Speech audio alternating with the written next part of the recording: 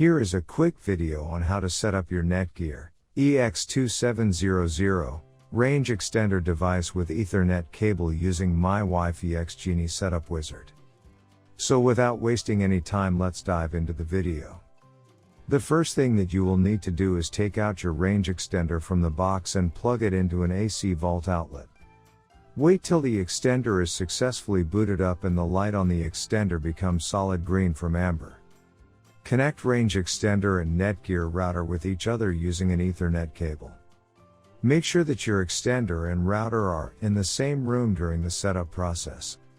Once it's turned solid green, we can now head toward our laptop and begin configuring our Netgear range extender, EX2700. You can use any browser you like, such as Internet Explorer, Chrome, Safari, Opera Mini. It's time to open your preferred web browser.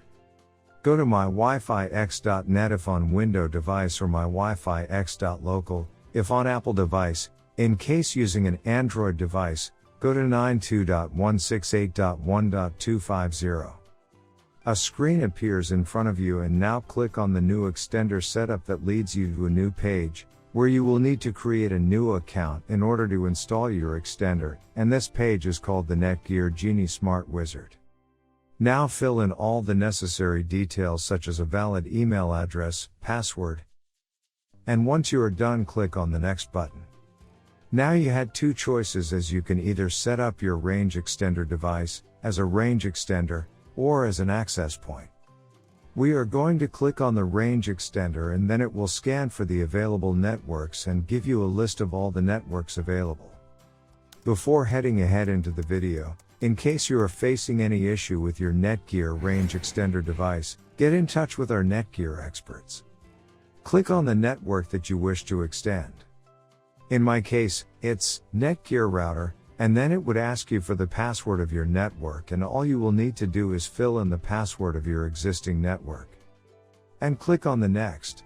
In case if the Wi-Fi password that you just typed in is correct, then your extender will establish a connection between your extender and router. It also allows you to use a different password or use the same password or none at all.